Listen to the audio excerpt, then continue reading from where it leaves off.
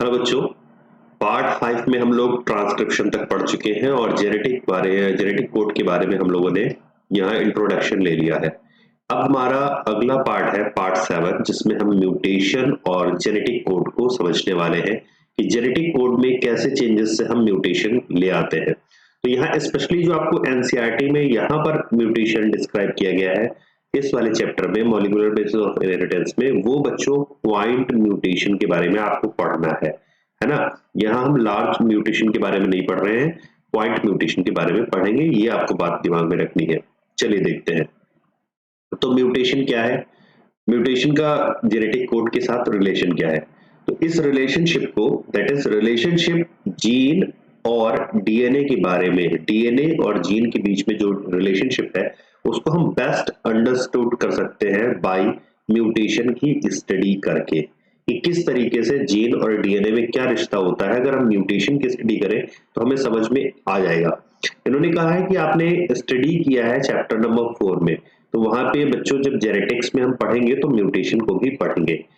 देखते हैं आगे, ये कह रहे हैं इफेक्ट्स ऑफ लार्ज डिलीशन। अगर हम लार्ज डिलीशन कर दें या रीअरेंजमेंट कर दें किसी डीएनए के सेगमेंट में, तो आप इसे इजीली कंप्रीहेंड कर पाएंगे, इसको इजीली आप समझ पाएंगे।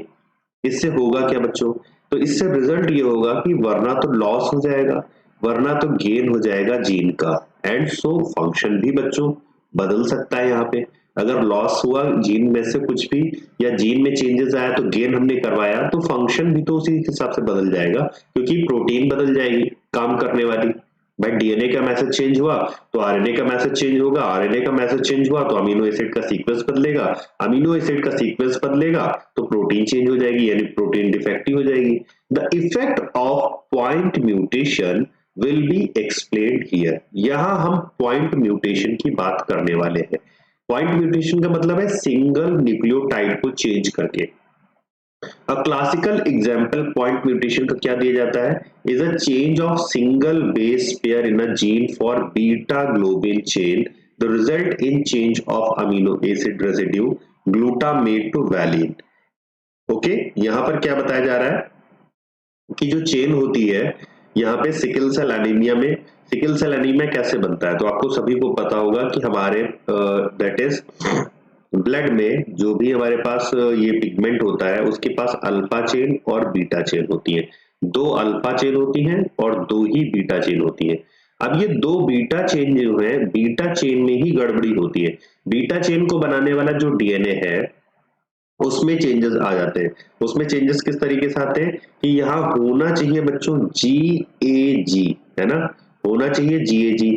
GAG होगा तो क्या बनेगा बच्चों, यह बनेगा ग्लूटामिक एसिड। ग्लूटामिक एसिड बनता या ग्लूटामेट बनता अगर GAG होता, लेकिन यहीं पर चेंज आ गया। ए की जगह पर बच्चों क्या आ गया, यहाँ एडेनिन की जगह आ जाता है थाइमिन, या अगर हम इसको आरएनए के रिस्पेक्ट में बोलेंगे तो बोलेंगे कि आ गया है यूरेसिल। तो कहीं कहीं पर आपको क्वेश्चन में जीएजी की जगह GTG मिलेगा या GUG मिलेगा, तो वरना तो GTG ऑप्शन सही होगा, वरना तो GUG होगा। तो यहाँ अगर आरएनए के रिस्पेक्ट में बात करेंगे तो GUG, और डीएनए के रिस्पेक्ट में बात करेंगे तो GTG सीक्वेंस हो जाएगा। अब GTG सीक्वेंस या GUG सीक्वेंस बताते हैं वैलिन को, यानी देखिए मैसेज चेंज हो गया। बननी चाहिए थी ग्लूटामिक एसिड वाली chain, glutamic acid amino acid आना चाहिए था वहां पर, लेकिन यहाँ पर आ रहा है वैलिन वाला अमीनो एसिड। इसकी वजह से मैसेज जो है थोड़ा सा अब चेंज हो जाएगा। तो हमारी आरबीसी का जो शेप होता है नॉर्मल, वो इस तरीके से होता है बच्चों, बाइकॉनकेव शेप होता है। तो ये बाइकॉनकेव शेप ना होकर के अब हमारी आरबीसी इस तरीके से हो जाएगी, दैट इज सिकल शेप हो जाएगी, क्योंकि अब मैसेज बदल गया है। और ये क्लासिकल एग्जांपल है बच्चों पॉइंट म्यूटेशन का, इसको आप याद रखेंगे, that is sickle cell anaemia, SCA बोलते हैं शॉर्ट में से। SCA जो डिजीज है वह क्लासिकल एग्जांपल है बच्चों यहाँ पर पॉइंट म्यूटेशन का। नेक्स्ट देखते हैं, effect of point mutation that inserts or deletes a base in a structural gene can be better understood by following simple example। अब इसको एनसीईआरटी ने एग्जाम्पल के द्वारा भी समझाया है, उसको हम लोग पढ़ते हैं बच्चों। तो एनसीईआरटी ने एक सेंटेंस को चूज किया है, जैसे यहाँ पर ये 3-3 अक्षर के या 3-3 लेटर के सेंटेंस लिए हैं। ये जो आपके वर्ड हैं, 3-3 ये जो लेटर के वर्ड हैं, ये सिंपल, इनको जेनेटिक कोड आप समझिए कि जेनेटिक कोड की तरह दिया गया है। जैसे हमारा एक जेनेटिक कोड 3 न्यूक्लियोटाइड के सेट से मिलकर के बनता है। तो यहाँ पर भी देखिए, राम हैज रेड कैप। अब एनसीईआरटी कहती है अगर हम इसमें एक लेटर बी को इंसर्ट करा दें, कहां पर इंसर्ट करा दें, हैज और इस रेड से पहले अगर इसको इंसर्ट कराएं तो क्या होगा, तो देखिए राम का तो वैसे ही रहेगा, ये वाला हैज भी वैसे ही रहेगा, लेकिन हमने बी को इंसर्ट कराया है तो बी और आगे आर ई के साथ मिलके ये 3 लेटर ले लेगा। अब पीछे वाले शिफ्ट हो जाएंगे, डीसीए बन जाएगा, लेकिन अब पी का लॉस हुआ, देखिए पी अकेला रह गया, यानी मैसेज हमारा बिगड़ गया। सिमिलरली अगर हम फिर से इंसर्ट करा देते हैं 2 लेटर, तो ये सेंटेंस और पीछे खिसक जाएगा। अब इसमें 2 लेटर हमारे खराब हो रहे हैं, यानी 2 न्यूक्लियोटाइड खराब हो रहे हैं। और अगर हम पूरा एक वर्ड डाल देते हैं, दैट इज 3 न्यूक्लियोटाइड का एक वर्ड डाल देते हैं, Ram has big red cap, तो यहाँ मैसेज ही बदल जाता है। यहाँ मैसेज था राम हैज रेड कैप, अब हमारा मैसेज कन्वे हो रहा है Ram has big red cap. तो ये हुआ इंसर्शन से, आपने देखा कि किस तरीके से चेंजेस आ रहा है। तो इंसर्शन, ये इंसर्शन की वजह से म्यूटेशन आ रहा है। इसी तरीके से बच्चों डिलीशन से भी हो सकता है। डिलीशन से भी कैसे हो सकता है, जैसे यहाँ पे देखिए राम हैज रेड कैप होता है ना, तो यहाँ आपने क्या किया, आर को हटा दिया। जैसे ही आपने आर हटाया तो यहाँ ईडी, यहां पर देखिए ईडीसी ने ज्वाइन कर लिया, एपी खराब हो गया। फिर आपने आर और ई को हटाया तो यहाँ डीसीए आ गया, पी बचा। और आपने पूरा रेड हटा दिया तो राम हैज कैप, और मैसेज फिर से गलत हो गया, दैट इज जो ओरिजिनल मैसेज था उसमें चेंज आ गया। तो कंक्लूजन क्या निकलता है, चाहे आप इंसर्शन कर रहे हैं या डिलीशन कर रहे हैं, उससे मैसेज में चेंज आ रहा है, दैट इज जीन में चेंज आ रहा है। तो conclusion from the above exercise very obvious, चाहे इंसर्शन आप करते हैं या डिलीशन करते हैं एक या एक से ज्यादा बेसिस का, तो रीडिंग फ्रेम फ्रॉम द, उस पॉइंट से जो रीडिंग पॉइंट है, दैट इज रीडिंग फ्रेम, उस जगह से, उस पॉइंट से इंसर्शन या डिलीशन से चेंज हो जाता है।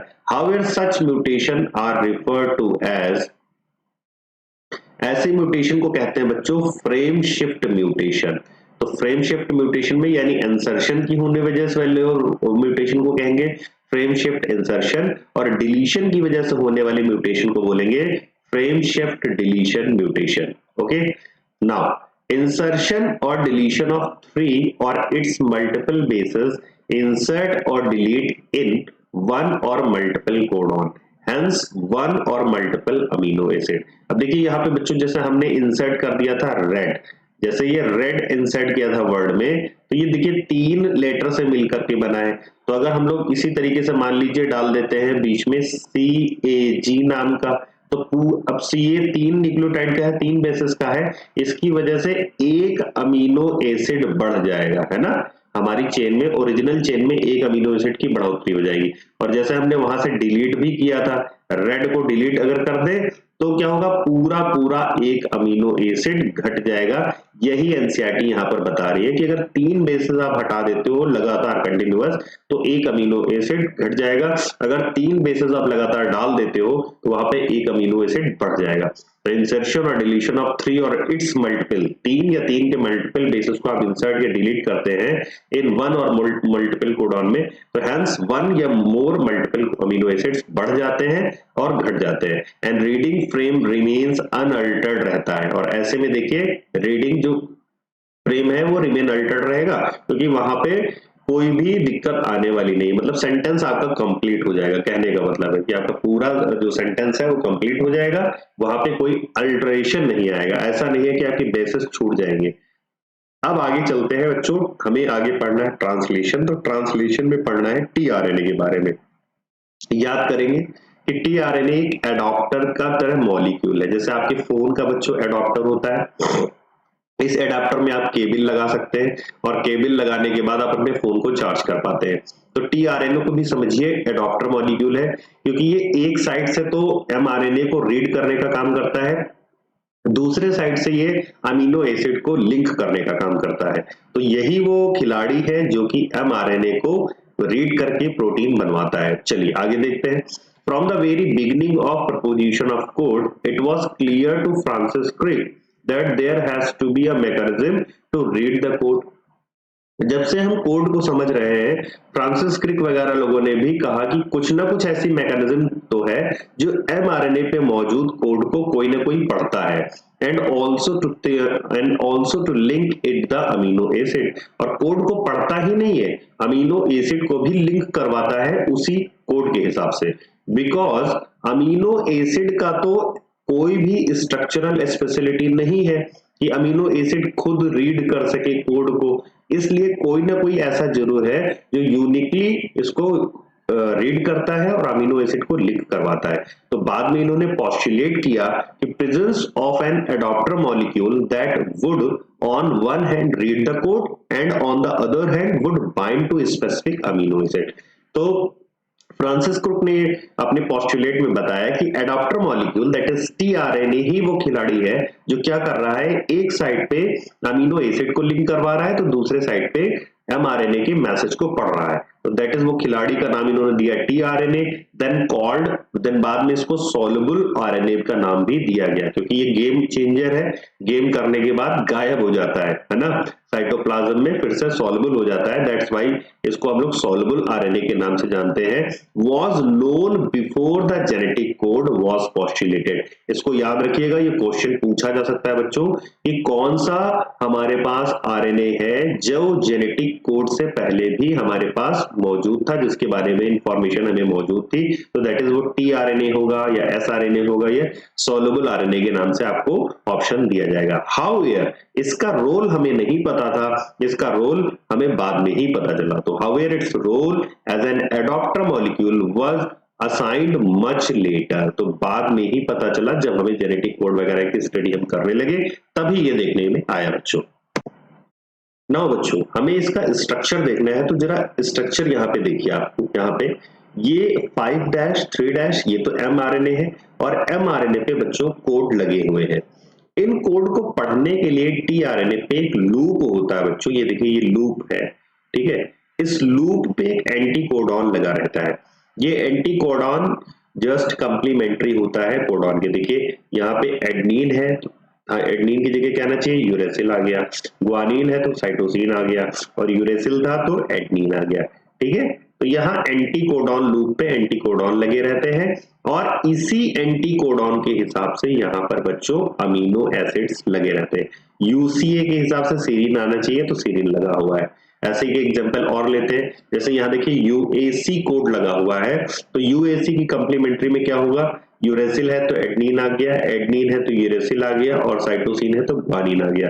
अब एयूजी के हिसाब से कौन सा अमीनो एसिड लाना चाहिए, दैट इज टायरोसिन आना चाहिए। तो इसके ये अमीनो एसिड वाला एंड है, अमीनो एसिड एंड पे अमीनो एसिड आते हैं, और ये एंटी कोडॉन वाला लूप है, यहाँ पर बच्चों आपको एंटी कोडॉन देखने को मिल जाते हैं, और ये आपका 5' एंड होगा, ये 3' एंड होगा। तो क्वेश्चन पूछा जा सकता है कि अमीनो एसिड वाला एंड कौन सा होता है, 3' एंड होता है, ठीक है, याद रखिएगा 3' एंड।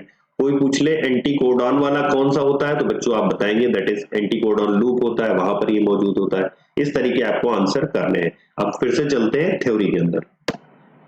तो बच्चों tRNA has an anti codon loop that has bases complementary to the code. देखिए जो मैंने बात बोली वो है यहाँ पे, and it also has an amino acid acceptor end, that is उस एंड को आप कहते हो 3' end of tRNA, to which it binds the amino acid. ठीक, अमीनो एसिड यहाँ बंधेंगे।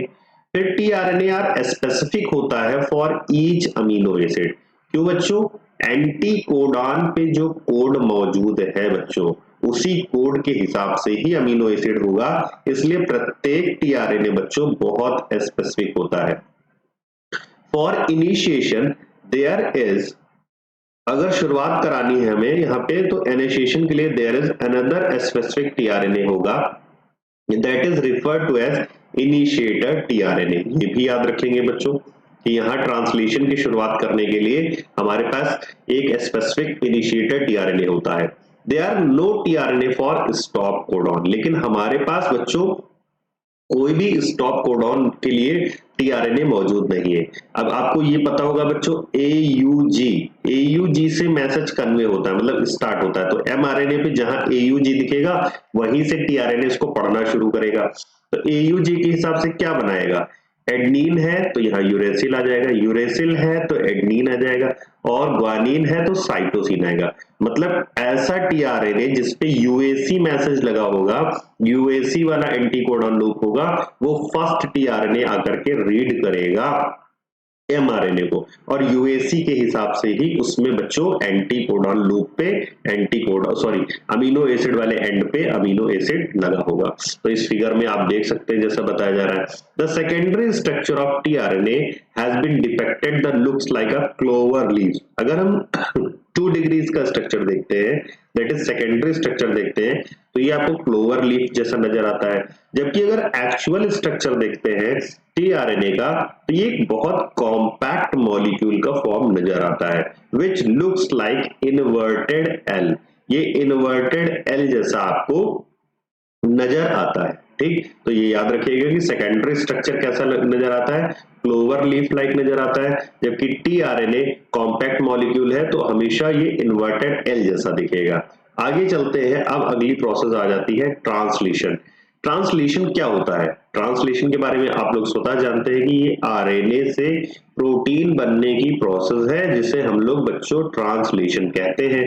तो ट्रांसलेशन को देखते हैं, This is the process of polymerization of amino acid to form a polypeptide। बिल्कुल सही है, अमीनो एसिड को जोड़ना, लिंक करना और उससे एक पॉलीपेप्टाइड बनाना, इसको कहते हैं बच्चों translation. The order and the sequence of amino acid are defined by sequence of bases in mRNA।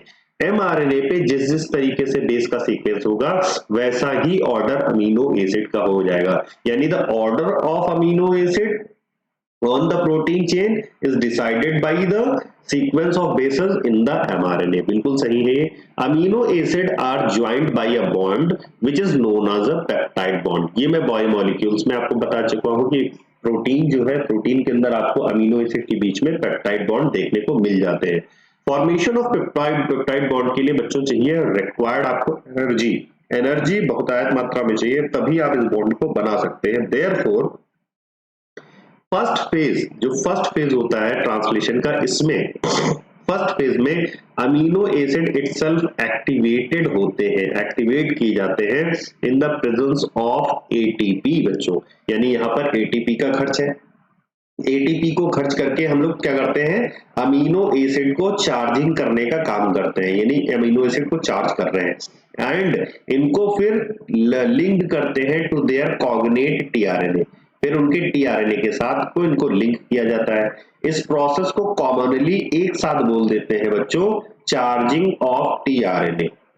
यानी हमने पहले अमीनो एसिड पे एटीपी खर्च करके उसको चार्ज किया, देन फिर उसको टीआरएनए से लिंक किया और एक साथ इस प्रोसेस को बोला चार्जिंग ऑफ टीआरएनए, या इसको एक और उस शब्द से बोल सकते हैं क्योंकि हमने अमीनो एसिड को लिंक किया है टीआरएनए पे, तो यानी हमने अमीनो एसाइलेशन कर दिया। क्या कर दिया बच्चों, अमीनो एसाइलेशन कर दिया है टीआरएनए का। एनसीईआरटी ऐसा कहती है। ये ज्यादा स्पेसिफिक होगा कहना चार्जिंग ऑफ टीआरएनए की जगह कि हमने इसका अमीनो एसाइलेशन कर दिया। अब एनसीईआरटी कहती है कि अगर ऐसे दो charge tRNA brought close enough, अगर ये पास पास लाए जाते हैं तो पेप्टाइड बॉन्ड बच्चों बन जाता है। अब यहाँ जगह है तो मैं आपको बना करके दिखाता हूं। जैसे मान लीजिए ये मैसेज करने के लिए ये आरएनए आया है, 5' है, यहाँ पर 3' एंड है, यहाँ पर AUG लगा हुआ है, ठीक है, और ये हमारा इस तरीके से ये 3' एंड वाला है टीआरएनए, AUG A है। मैं कलर चेंज करता हूं जिससे आपको समझ में आए। यहाँ पे मैं ब्लू कलर ले लेता हूँ बच्चों, ठीक है। ये एडनीन है तो यहाँ पे यूरेसिल आएगा, यूरेसिल है तो एडनीन आएगा, ग्वानिन है तो साइटोसिन होगा, ठीक। अब मान लीजिए यहाँ यूएससी के हिसाब से जो भी अमीनो एसिड फिट बैठता है वो यहाँ पर आ जाएगा इसके लिए। इसी तरह से एक नया आगे है, यहाँ पर CAG मौजूद है तो यहाँ पर CAG वाला आ जाता है। अब CAG के हिसाब से देखिए क्या होगा, यहाँ पे साइटोसिन है तो यहाँ ग्वानिन आएगा, एडनीन है तो यूरेसिल आएगा, और ग्वानिन है तो साइटोसिन। अब GUC वाला अमीनो एसिड यहाँ पर पास में आ जाएगा, ठीक है।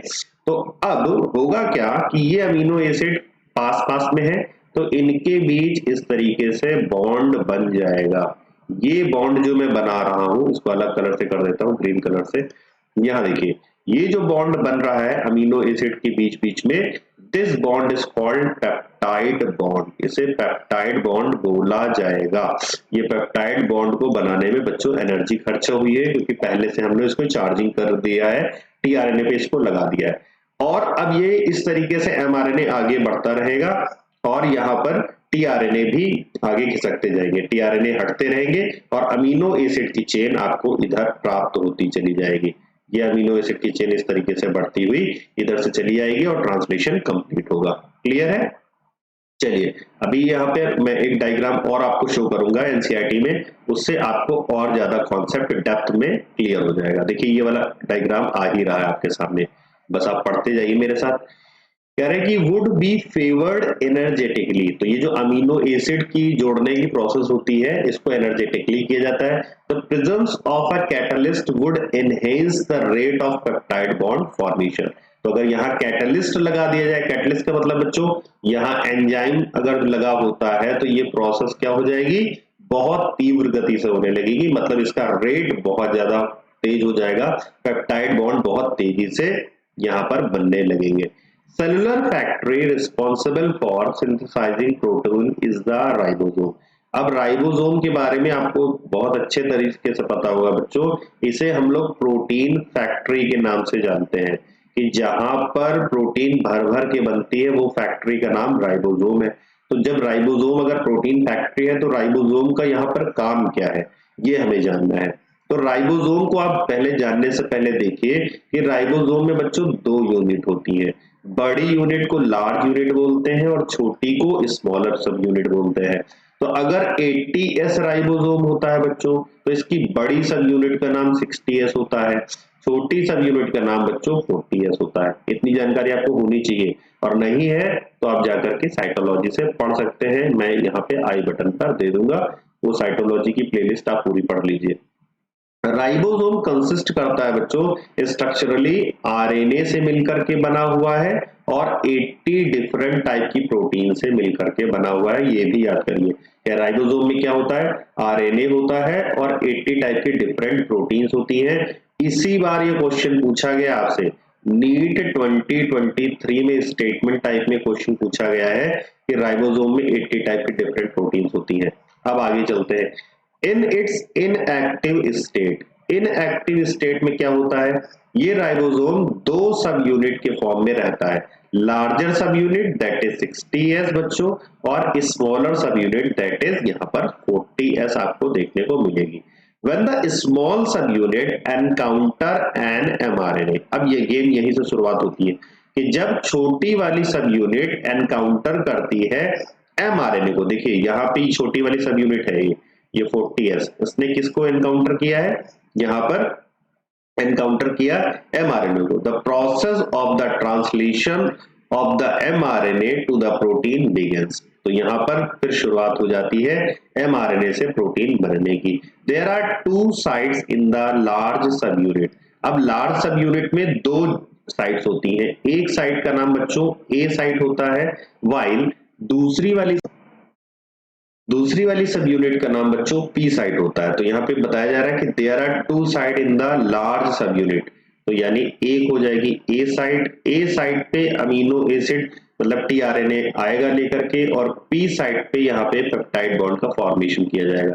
तो पी साइट ए साइट दो स्पेसिफिक साइट होती हैं for subsequent amino acid to bind to and thus be closed enough to each other for the formation of a peptide bond.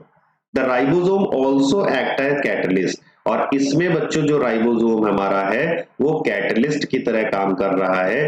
याद करिए 23S आरआरएनए में बताता रहता हूं, ये बैक्टीरिया में एक एंजाइम की तरह काम करेगा जिसे बोलते हैं राइबोजाइम। इसकी वजह से क्या होगा, फॉर्मेशन ऑफ पेप्टाइड बॉन्ड का रेट काफी ज्यादा बढ़ा दिया जाएगा। तो आप लोग याद कर लीजिए कि राइबोजाइम कहाँ यूज हुआ है बच्चों, राइबोजाइम को हम लोगों ने यूज किया है ट्रांसलेशन में, और ये बैक्टीरिया में मौजूद होता है। किस फॉर्म में होता है? 23SR RNA के फॉर्म में ये हमें देखने को मिलता है। चलिए जरा डायग्राम पे नजर दौड़ाएंगे तो ज्यादा आपको समझ में आएगा। डायग्राम से पढ़ लेते हैं। डायग्राम में आप देखेंगे बच्चों, यहाँ पे ये लार्जर सब यूनिट है, तो लार्जर सब यूनिट है राइबोसोम की, तो इसको मैं क्या कह सकता हूँ? इसको मैं कह सकता हूँ 60S, और नीचे लगी है 40S। अब ध्यान से देखिएगा, यहां पर क्या हो रहा है? यहां अमीनो एसिड आते जा रहे हैं बच्चों, अमीनो एसिड को यहां पर लाया जा रहा है, तो लाया जा रहा है तो दैट इज ये हो जाएगी ए साइट, जहां पर इनको लाया जा रहा है, और जहां पर इनको क्लोज इनफ करके बॉन्ड बनाया जा रहा है ये हो जाएगी आपकी पी साइट। इस पी साइड पे बॉन्ड बनाया जा रहा है। देखिए क्लोज इनफ हो रहे हैं तभी तो बॉन्ड बन रहे हैं, और यहाँ और ये इस तरीके से मूवमेंट करता रहेगा, यहाँ पे राइबोसोम आगे बढ़ता रहेगा और ये एमआरएनए पीछे खिसकता रहेगा। ये पीछे खिसकने की वजह से क्या होंगे? यहाँ जो टीआरएनए लगे हैं ये हटते रहेंगे, ऐसे ही ये वाला भी टीआरएनए हटेगा और ये इस डायरेक्शन में राइबोसोम आगे मूव करता रहेगा, तो एमआरएनए पीछे आता जाएगा। तो ये टीआरएनए पीछे खाली होते जाएंगे, तो जो खाली होते जाएंगे टीआरएनए वो इस तरीके से बार बार निकलते रहेंगे और यहाँ पर नए टीआरएनए आते रहेंगे और वो क्लोज इनफ होते रहेंगे पी साइड पे, और इनके बीच पेप्टाइड बॉन्ड का फॉर्मेशन बनता जाएगा बनता जाएगा बनता जाएगा। ये तब तक काम होता रहेगा जब तक कि एमआरएनए पे कोई एंटी कोडॉन, कोई यहाँ पे स्टॉप कोडॉन नहीं आ जाता। याद करिए स्टॉप कोडॉन में मैंने बताया यूएए, यूएजी, यूजीए, इन तीनों में से कोई एक आना चाहिए यहाँ 3' एंड पे, उसको पढ़ करके ही ये ट्रांसलेशन की प्रोसेस समाप्त हो जाए करेगी। क्लियर? तो आपको समझ में आया होगा। ये प्रोसेस स्टार्ट यहाँ पर होनी चाहिए एयूजी से, एनसीईआरटी ने लिखा नहीं, बट यहाँ जो मैंने, हम लोगों को ये पता होना चाहिए कि अगर ये प्रोसेस स्टार्ट होनी है तो कहाँ से स्टार्ट होगी? दैट इज एयूजी से स्टार्ट होगी, क्योंकि एयूजी बच्चों स्पेसिफिक है काहे के लिए? ये इनिशिएटर का काम करता है, यहाँ पे ये इनिशिएटर का काम करता है, इन ट्रांसलेशन को स्टार्ट करने का यही काम करेगा। अब हम आगे चलते हैं, इस चीज को आगे और विस्तृत रूप में पढ़ते हैं। एनसीईआरटी आगे कहती है translation unit in mRNA is the sequence of RNA that is flanked by the start codon AUG and the stop codon encodes for polypeptide। Protein का सीक्वेंस कौन बताता है बच्चों? प्रोटीन का सीक्वेंस बताता है एमआरएनए पे, जो AUG से स्टार्ट होता है और स्टॉप होता है स्टॉप कोडॉन के द्वारा। इसके बीच के ही सीक्वेंस को रीड करके यहाँ पे हम लोग प्रोटीन की चेन बनाते हैं। तो कह रहे हैं कि एक एमआरएनए ऑल्सो हैव, इसके अलावा सम एडिशनल सीक्वेंस। तो यानी हमें ये नहीं पता होना चाहिए कि एयूजी से स्टार्ट होता है एमआरएनए और स्टॉप कोडॉन पे स्टॉप हो जाता है, नहीं, यहाँ पे कुछ एडिशनल सीक्वेंस भी होते हैं जो कि बच्चों ट्रांसलेट नहीं किए जाते, लिखा हुआ है नॉट ट्रांसलेटेड, और इसलिए हम इनको बोल देते हैं untranslated region, that is UTR. ये यूटीआर वो रीजन है एमआरएनए पे मौजूद जो कि ट्रांसलेशन नहीं किए जाते, जिनको टीआरएनए पढ़ता ही नहीं है। The UTRs are present। अब इनकी पोजीशन को हम लोग देख रहे हैं बच्चों, यूटीआर कहाँ होगा? अगर एमआरएनए ये है 5' इसका एंड है, 3' एंड है, तो यूटीआर हो जाएगा बच्चों यहाँ पर स्टार्ट कोडॉन के पहले और यहाँ पर इस वाले एंड पे स्टॉप कोडॉन के बाद। तो लिखा हुआ है कि UTR are present at both, that is 5' end before start codon and at 3' end after stop codon. They are required for efficient translation process। इसको याद करिए कि यूटीआर क्यों मौजूद होते हैं। यूटीआर इसलिए मौजूद होते हैं कि ट्रांसलेशन की प्रोसेस आराम से एफिशिएंटली बहुत अच्छे से हो सके, इसी के लिए यूटीआर मौजूद होते हैं। हालांकि इनको टीआरएनए रीड नहीं करता है तो ये प्रोटीन चेन में नहीं जाते हैं। अगली बात, और इनिशिएशन राइबोसोम बाइंड करता है बच्चों एमआरएनए के साथ एट द स्टार्ट कोडॉन। देखिए जो मैं बात बोल रहा था कि वहां एयूजी इनको लिख के देना चाहिए था एमआरएनए पे, AUG के साथ ही ये बंधेगा और किसी के साथ बंध ही नहीं सकता, क्योंकि AUG के पास स्पेसिफिक फंक्शन है स्टार्ट कोडॉन की तरह काम करने का, that is recognised only by the initiator tRNA। और इसको पहचानेगा कौन बच्चों? tRNA पहचानेगा जिसपे एंटी कोडॉन होगा। अब AUG का एंटी कोडॉन क्या बनेगा बताइए? एडनीन है तो यूरेसिल, यूरेसिल है बच्चों तो एडनीन, और ग्वानिन है तो साइटोसिन। मतलब टीआरएनए पे जो सीक्वेंस होना चाहिए वो होना चाहिए यूएसी, और यूएसी के हिसाब से अपना वो अमीनो एसिड को लेकर के आएगा, that is tyrosine. The ribosome proceeds to elongation phase of the protein synthesis। अब राइबोसोम ही क्या करता है? राइबोसोम खुद प्रोसीड करता है, जैसा मैंने बताया था एरो बना करके, एमआरएनए पे राइबोसोम आगे बढ़ता है, प्रोसीड करता है to the elongation phase of protein synthesis. ये भी आपको बात याद रखनी है। ड्यूरिंग दिस स्टेज, जब इलोंगेशन हो रहा होता है, complexes composed of an amino acid linked करते रहते हैं टू टीआरएनए के साथ, सबसीक्वेंसली बाइंड कर जाते हैं एप्रोप्रिएट कोडॉन को पढ़ करके एमआरएनए में, by forming complementary base pair with the tRNA anti codon. तो यहाँ बेस पेयरिंग तो हो ही रही है, कंप्लीमेंट्रिटी भी है भाई। एमआरएनए पे जो मौजूद है कोड उनको पढ़ रहा है टीआरएनए, उस पे एंटी कोडॉन है, उन दोनों के बीच क्या है? कंप्लीमेंट्री है। कंप्लीमेंट्री के रूल के आधार पे ही फिर हम लोग वहां पर अमीनो एसिड को लगा पा रहे हैं, और ये अमीनो एसिड जब क्लोज इनफ होते हैं तो उनके बीच पेप्टाइड बॉन्ड का फॉर्मेशन कर दिया जाता है। नेक्स्ट, राइबोसोम मूव्स करता है फ्रॉम कोडॉन टू कोडॉन। तो इसको याद रखिएगा बच्चों, एमआरएनए नहीं मूव करता है खुद से, राइबोसोम आगे की ओर मूव करता है कोडॉन टू कोडॉन। और वो भी राइबोसोम की कौन सी सब यूनिट मूव कर रही है बच्चों? यहाँ पर देख लीजिए, दोनों सब यूनिट एक साथ मूव करती हैं अलोंग द एमआरएनए। फिर आगे बात करते हैं, amino acid are added one by one, एक बार करके लाए जा रहे हैं, एक के बाद एक अमीनो एसिड लाए जा रहे हैं one by one, translated into polypeptide sequence. Dictate किसने किया है? तो डिक्टेट किया है बच्चों डीएनए में, क्योंकि जो डीएनए पे मौजूद था उसको हम लोगों ने ट्रांसक्रिप्शन किया आरएनए पे, और आरएनए उसको रिप्रेजेंटेड किया।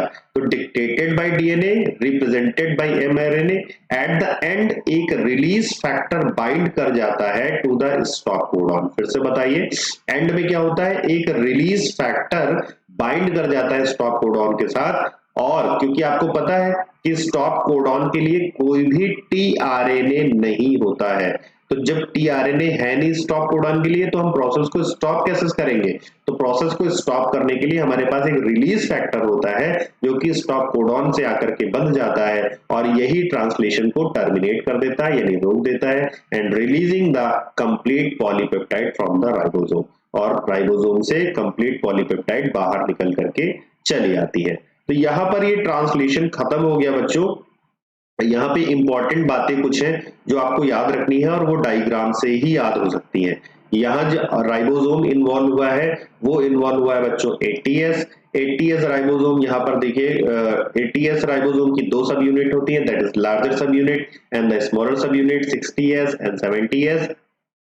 तो यहाँ ये बातें आपको याद रखनी होंगी पूरी तरीके से कि स्मॉलर सब यूनिट कहाँ आई है, लार्जर सब यूनिट कहाँ पर आई है, कौन सी ए साइड है, कौन सी पी साइड है, किस तरीके से अमीनो एसिड को लिंक किया गया है, चार्जिंग ऑफ अमीनो एसिड क्या होता है, अमीनो एसाइलेशन क्या होता है टीआरएनए का, ये सारी बातें आपको याद रखनी पड़ेंगी। एयूजी स्टार्टिंग कोडॉन है, स्टॉप कोडॉन कौन से होते हैं, स्टॉप कोडॉन के लिए कोई भी टीआरएनए होता नहीं है, उसके लिए हम लोग बच्चों एक फैक्टर का, रिलीजिंग फैक्टर का उपयोग करते हैं। ये सारी चीजें आपको डायग्राम में ही लिख लेनी है, और इस तरीके से इस डायग्राम को एक सादे पेज पे बना करके लिखना है जिससे आपको ये लास्ट तक याद हो जाए, नीट के एग्जाम तक आपको ये याद रहना चाहिए पूरा डायग्राम, क्योंकि ये इंपॉर्टेंट है डायग्राम, और इसमें से पूछा भी गया है, अभी लास्ट ईयर ही पूछा गया था कि कितने टाइप की प्रोटीन होती है राइबोसोम में, तो दैट इज 80 टाइप की प्रोटीन आपको देखने को मिलती है। अब नेक्स्ट सेक्शन हमारा आ रहा है जीन रेगुलेशन, कि किस तरीके से जीन का एक्सप्रेशन होता है या उसको रेगुलेट किया जाता है, तो उसे हमें देखना है, वो बैक्टीरिया में ही देखेंगे,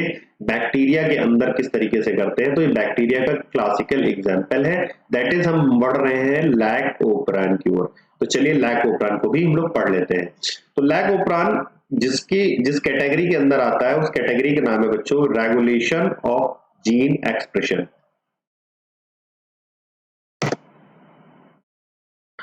regulation of gene expression, regulation क्या है, रेगुलेशन कैसे होता है, ये जानना है हमें।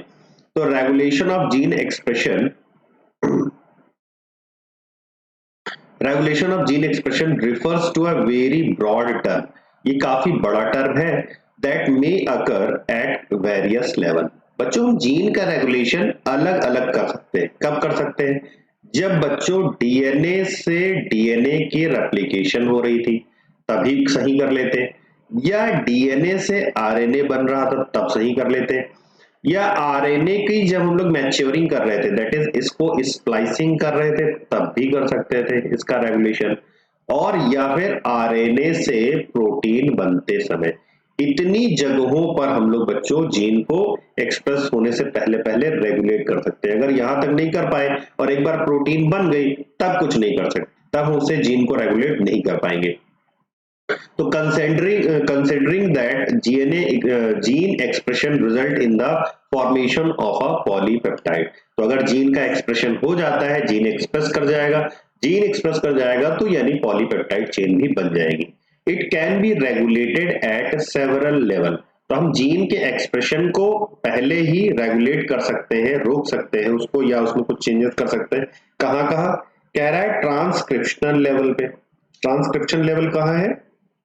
फॉर्मेशन ऑफ प्राइमरी ट्रांसक्रिप्ट जब बनती है, यानी ट्रांसक्रिप्शन हो रहा है, अभी डीएनए था, डीएनए से आरएनए बन रहा था, अगर यहां कुछ गलती हो रही है तो आप उसके एक्सप्रेशन को देखिए, उसको आप रेगुलेट करिए, सही किया जा सकता है। तो पहली गलती तो यहां सुधार सकते हो। दूसरा कहां कर सकते हैं रेगुलेट? जीन के प्रोसेसिंग लेवल पे, जब हम आरएनए की स्प्लाइसिंग करते हैं, आरएनए में कहा हेटेरोजीनस आरएनए है ये बच्चों, एचएन आरएनए पर जब हम लोग स्प्लाइसिंग कर रहे होते हैं, इंट्रॉन को हटाते हैं और एक्सॉन को जोड़ते हैं आपस में, उस समय में भी हम जीन को रेगुलेट कर सकते हैं, देख सकते हैं कौन सा जीन खराब हुआ है, कौन सा ठीक है, कौन सा काम करेगा, कौन सा नहीं करेगा, उनके एक्सप्रेशन को सही कर सकते हैं।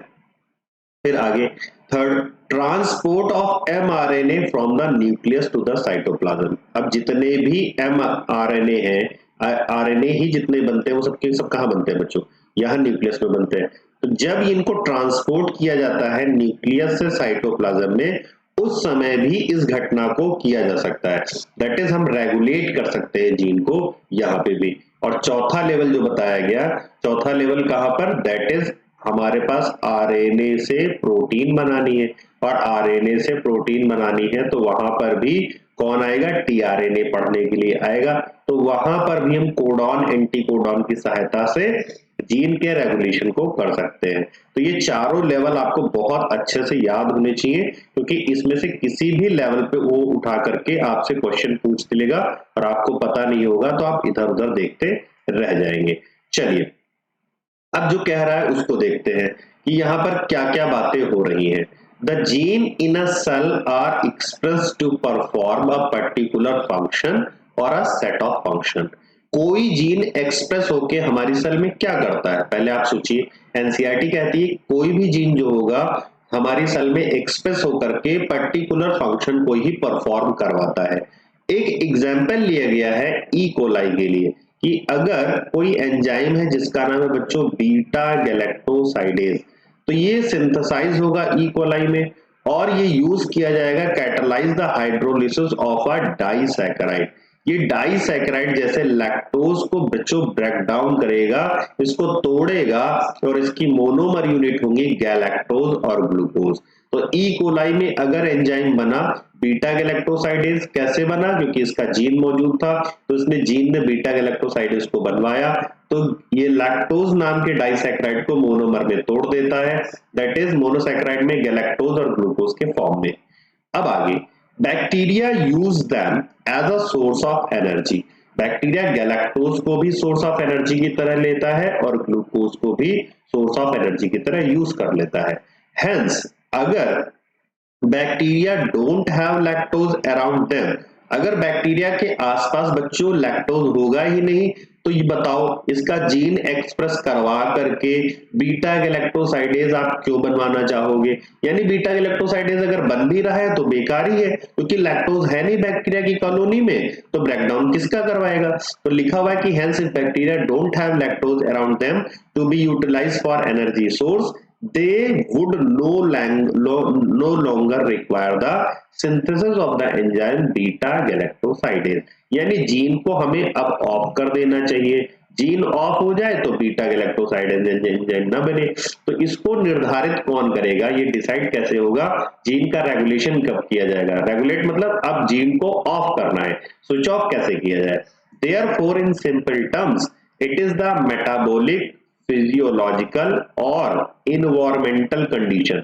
देखिए तीन कंडीशन बताई गई, पहली बताई गई मेटाबॉलिक कंडीशन हो सकती है, या कोई फिजियोलॉजिकल कंडीशन हो सकती है, या इन्वायरमेंटल कंडीशन हो सकती है, जो कि रेगुलेट करेगी एक्सप्रेशन ऑफ जीन्स को। यहाँ पर देखिए कौन सी कर रही है? इन्वायरमेंटल कंडीशन कर रही है, क्योंकि वहां पर लैक्टोज है ही नहीं बैक्टीरिया के आसपास कॉलोनी में, तो यहाँ पे इसका मेटाबॉलिज्म भी इन्वॉल्व हो रहा है, मेटाबॉलिज्म उस तरीके से नहीं चल पाएगा, यानी अब इसको हमें बंद कर देना चाहिए बीटा गैलेक्टोसाइडेज को। The development and differentiation of embryo into adult organism are also result of coordinated regulation of expression of several sets of genes। ये भी जानिए बच्चों, देखिए स्पर्म है और ओवा है, दोनों फ्यूज हो जाते हैं, बन जाता है जाइगोट, और जाइगोट से फिर आपको पता है आगे उसमें डिवीजन होते हैं, तो मॉरुला, ब्लास्टुला, फिर गैस्ट्रोला, फिर प्रोफोब्लास्ट, इस तरीके से बनते हुए उसमें ब्लास्टोसिस्ट वगैरह बनती हुई आगे संरचनाएं बन जाती हैं। तो ये संरचनाएं कैसे बन जाती हैं, इसको कैसे पता है कि मोरुला के बाद गैस्ट्रोला ही बनना है, ब्लास्टुला ही बनना है, इतनी ही सेल बननी है, ये ऑर्गन्स बनने, हार्ट ही पहले बनना है, फिर ब्रेन बनना है? ये सब कुछ बच्चों डिपेंड करता है जीन के एक्सप्रेशन में, और कभी कभार अगर इसमें कहीं कोई गड़बड़ी देखने को मिल जाती है तो एम्ब्रियो में भी, एम्ब्रियो लेवल से बीमारियां शुरू हो जाती हैं। चलिए अब आगे बात करेंगे, प्रोकैरियोट्स की बात करें जिसमें बैक्टीरिया, आर्कीबैक्टीरिया, साइनोबैक्टीरिया वगैरह आते हैं। तो अगर प्रोकैरियोट की बात करें, control of the rate of transcriptional initiation is the predominant site of control of gene expression. तो प्रोकैरियोट में जीन एक्सप्रेशन या जीन रेगुलेशन कहां पे होता है बच्चों? कह रहे हैं rate of transcriptional initiation. Transcriptional initiation का मतलब क्या है? आरएनए से प्रोटीन बनाने के शुरुआती अवस्था में, आरएनए से जब प्रोटीन अभी अभी तुरंत बनानी है हमें, तभी हम जीन को रेगुलेट करते हैं। तो इनर ट्रांसक्रिप्शनल यूनिट, अब यानी हमें पता होना चाहिए कि प्रोकैरियोट्स में ट्रांसक्रिप्शनल यूनिट में क्या क्या चीजें होती हैं। तो inner transcriptional unit, the activity of RNA polymerase at a given promoter is in turn regulated by interaction with accessory proteins। क्या आपको बताया जा रहा है कि ट्रांसक्रिप्शनल यूनिट को अगर आपको देखोगे तो आपको वहां नजर आएगी एक्टिविटी आरएनए पॉलीमरेज की किसी गिवन प्रमोटर पे रेगुलेट की जाती है एसेसरी प्रोटीन के साथ इंटरेक्शन करने से। ये सेंटेंस कह रहा है जो कि अफेक्ट होती है, which affect its ability to recognize start site। Start site को पहचानने और ना पहचानने में इसकी ये उसको अफेक्ट करती है। आगे चलते हैं, these regulatory proteins can act both positively, और ये रेगुलेटरी प्रोटीन जो होती है बच्चों, रेगुलेटरी प्रोटीन बोल रहा है, और रेगुलेटरी प्रोटीन को बनवाता कौन है? याद रखिएगा बच्चों, यहाँ फिर से बोल रहा आई जीन बनवाता है। अभी मैं डायग्राम आपको दिखाऊंगा। रेगुलेटरी प्रोटीन को जो सिंथेसाइज करता है उसका नाम है आई जीन। ये आई जीन ट्रांसक्रिप्शनल यूनिट में इंपॉर्टेंस स्थान रखता है। तो ये आई जीन रेगुलेटरी प्रोटीन बनवाता है, और रेगुलेटरी प्रोटीन बच्चों प्रोकैरियोट में दोनों टाइप की बनती है, पॉजिटिवली भी बनेगी, अगर पॉजिटिवली बनेगी तो ये एक्टिवेटर कहलाएगी, और अगर ये निगेटिवली वर्क करेगी तो बच्चों रेप्रेसर प्रोटीन कहलाएगी। तो वरना तो ये एक्टिवेटर की तरह काम करेगी तो पॉजिटिवली है, रेप्रेसर की तरह काम करेगी तो निगेटिवली काम करेगी। आगे चलते हैं, the accessibility of promoter region of the prokaryotic DNA is in many cases regulated by the interaction of protein with sequence termed operator। तो अब यहाँ पर ट्रांसक्रिप्शनल यूनिट में अगला नंबर ऑपरेटर का है। ऑपरेटर्स क्या होते हैं? कह रहा है कि प्रमोटर की एक्सेसिबिलिटी अगर लेनी हो, प्रमोटर रीजन की को एक्सेस करना हो प्रोकैरियोटिक डीएनए में, तो मैनी केसेस में इसको रेगुलेट किया जाता है इंटरेक्शन ऑफ प्रोटीन के साथ। और ये प्रोटीन्स होते हैं बच्चों, रीजन कौन से होते हैं, ये सीक्वेंस होते हैं बच्चों ऑपरेटर सीक्वेंस। ठीक है, तो यहाँ प्रमोटर को एक्सेस करने के लिए आपको ऑपरेटर को साधना होगा, ऑपरेटर के द्वारा ही प्रमोटर को काम में लाया जा सकता है। नेक्स्ट, तो ऑपरेटर रीजन एडजेसेंट होता है टू द प्रमोटर के, ऑपरेटर रीजन जस्ट प्रमोटर के बगल में ही होता है इन मोस्ट ऑफ एप्रॉन में, and in most cases the sequence of the operator bind a repressor protein. और मोस्ट ऑफ केसेस में क्या होता है, कह रहा है सीक्वेंस ऑफ ऑपरेटर, जो ऑपरेटर का सीक्वेंस है बाइंड करता है बच्चों रिप्रेसर प्रोटीन के साथ।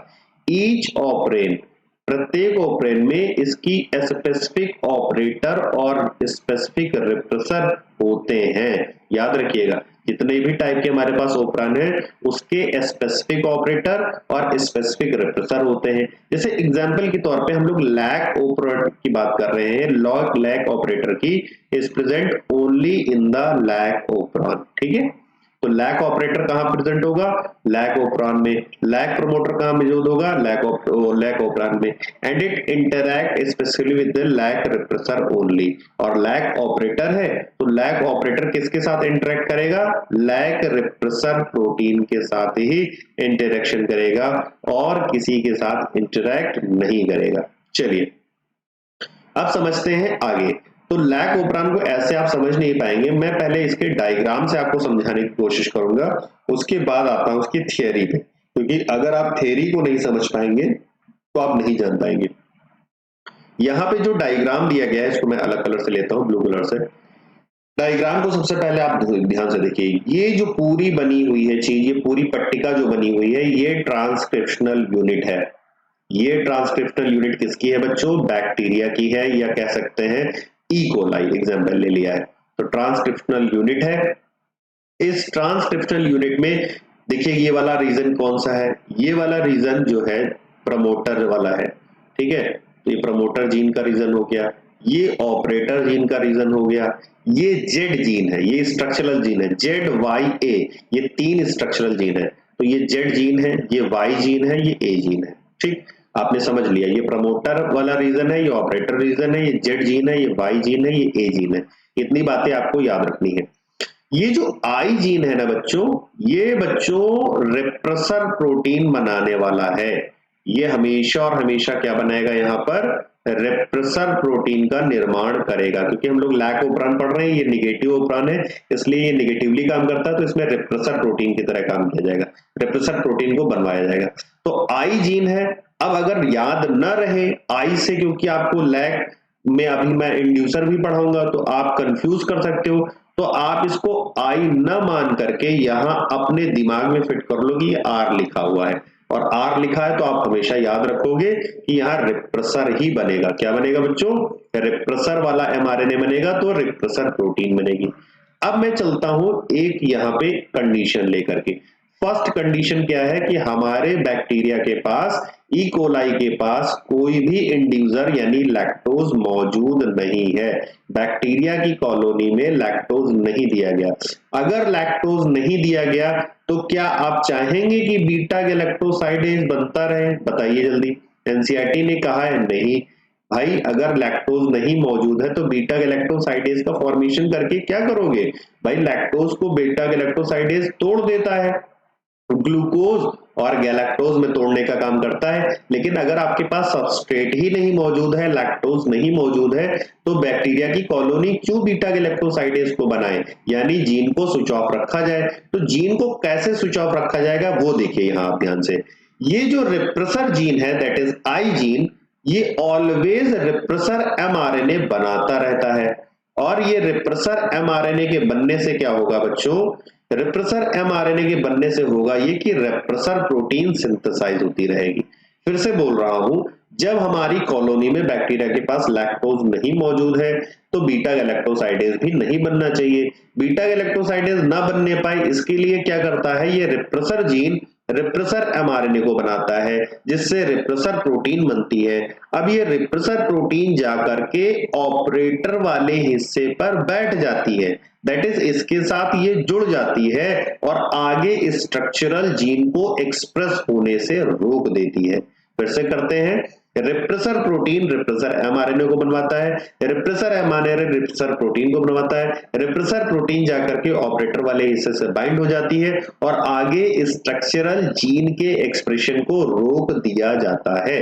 लिखा हुआ है कि repressor bind to the operator region O and prevent RNA polymerase from transcribing the operon। Operon को आगे काम नहीं करने दिया जाता है, आरएनए पॉलीमरेज को रोक दिया जाता है कि भैया नहीं, आगे काम आप मत करिए, यहाँ कोई जरूरत नहीं है प्रोटीन बनवाने की। अब आगे देखिएगा, अगर हमने कॉलोनी में, बैक्टीरिया की कॉलोनी में यहाँ इंड्यूसर के तौर पे, इंड्यूसर कौन है हमारा लैकोपरान में, जल्दी बताइए, लैक्टोज है।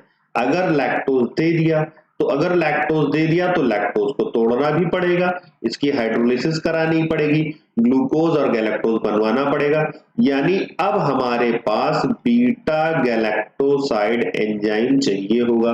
बीटा गैलेक्टोसाइडेज एंजाइम बन जाए, बीटा गैलेक्टोसाइडेज की परमेबिलिटी को बढ़ाने वाला परमेज एंजाइम भी बन जाए, क्योंकि परमेज नहीं अगर बढ़ेगा तो बीटा गैलेक्टोसाइडेज की परमेबिलिटी नहीं बढ़ेगी सेल मेम्ब्रेन में, और परमेज बढ़ जाए और इसको यूज करना हो तो यानी ट्रांस एसाइटिलेज एंजाइम भी हो जाए।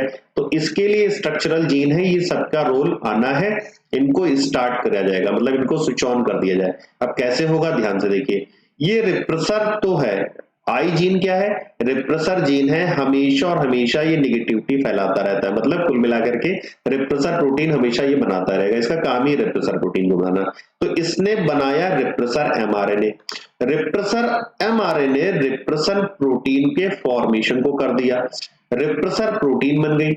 अब रिप्रेसर प्रोटीन जाकर के ऑपरेटर वाले हिस्से पे बंध जाया करती थी नेचुरल कंडीशन में और आगे के काम को रोक दिया करती थी, लेकिन आपने कॉलोनी में डाल दिया है इंड्यूसर। इंड्यूसर कौन है आपका, लैक्टोज। ये लैक्टोज जाकर के रिप्रेसर से जुड़ जाता है, दैट इज रिप्रेसर प्रोटीन के साथ ये बाइंड हो जाता है, एक ये यूनिट बना लेता है। इस तरीके से ये दोनों आपस में इंटरैक्ट कर जाएंगे और रिप्रेसर को इनएक्टिव कर दिया जाएगा इंड्यूसर के द्वारा।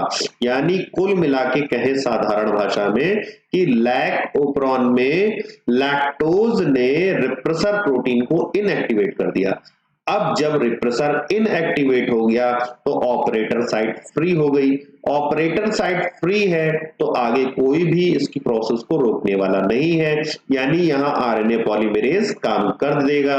आरएनए पॉलीमरेज कर देगा तो यहाँ आरएनए बन जाएगा बच्चों इजीली, यानी ट्रांसक्रिप्शन ऑन हो जाएगा, आरएनए बन जाएगा, आरएनए बन जाएगा तो प्रोटीन बन जाएगी। मतलब यहाँ जेड जीन से बच्चों, जेड जीन से बीटा गैलेक्टोसाइडेज का फॉर्मेशन हो जाएगा, जो कि इसको तोड़ने में मदद करेगा, हेल्प करेगा, दैट इज ग्लूकोज गैलेक्टोज में तोड़ेगा इसको, लैक्टोज को। वाई जीन क्या करेगा, यहाँ परमेज बना देगा, परमेज अगेन बीटा गैलेक्टोसाइडेज की परमेबिलिटी को बढ़ा देगा और इसको आगे एनर्जी फॉर्म में यूज करना है तो ट्रांसएसिटाइलाइज भी मदद कर देगा। इस तरीके से लैकोप्रॉन काम करता है। अब चलते हैं थियरी को पढ़ते हैं और देखते हैं कि हमने क्या सीखा लैकोप्रॉन को डायग्राम से पढ़ के। क्या हम लोगों ने यही पढ़ा है या यहाँ कुछ अलग बताने की कोशिश की जा रही है, तो देखते हैं इन चीजों को आकर के। फिलहाल लैकोप्रॉन आ चुका है, देखिए, हाँ, लैकोप्रॉन क्या कहता है, the elucidation of the lac operon was also a result of close association between a geneticist, यहाँ पे बच्चों जेनेटिस्ट भी लगे थे, फ्रांसिस जैकब एंड बायोकेमिस्ट लगे थे जैकब मोनोड बच्चों। They were the first to elucidate a transcriptionally regulated system। इन्हीं लोगों ने सबसे पहले बच्चों ट्रांसक्रिप्शनली रेगुलेटेड सिस्टम को पढ़ा, समझा, ज्ञान लिया और आज हम लोग इतनी आसान भाषा में इसको पढ़ पाते हैं। हम लोग देखें इन लैकोप्रॉन, लैकोप्रॉन में बच्चों जो लैक वर्ड है ना, ये लैक्टोज को रिफर करता है। अब आपको पता होगा बच्चों कि जो प्रोकैरियोट में जीन है जो भी जीन है जो सिस्ट्रॉन मौजूद है स्ट्रक्चरल जीन वो कैसे है पॉलीसिस्ट्रॉनिक है।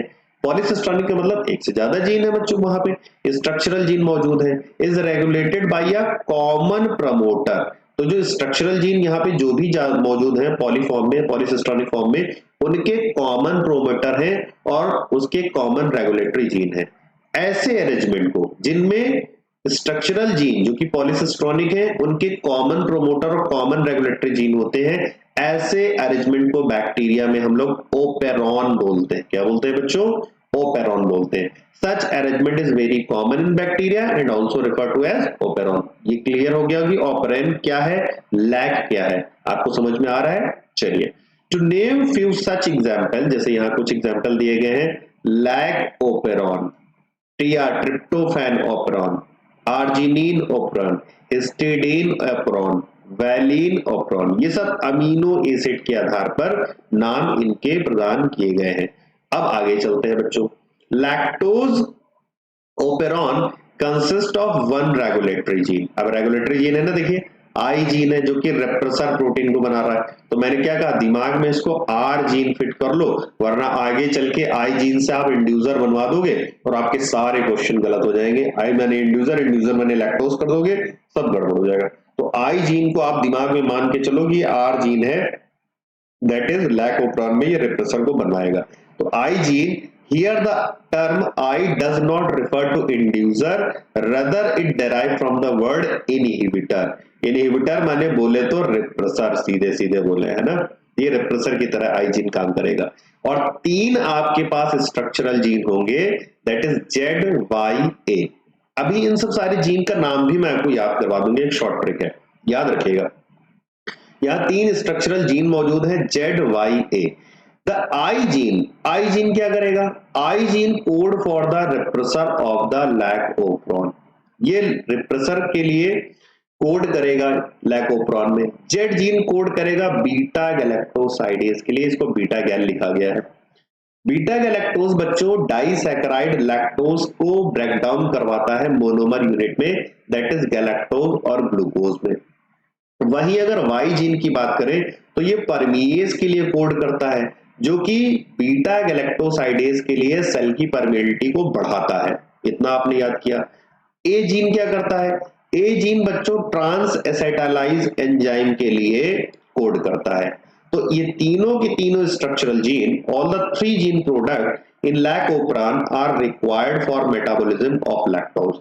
ये तीनों ही चाहिए हमें एंजाइम बीटा गैलेक्टोसाइडेज भी चाहिए परमीएज भी चाहिए ट्रांस एसाइटिलेज भी चाहिए जिससे हम प्रॉपरली लैक्टोज की मेटाबॉलिज्म को कर पाए।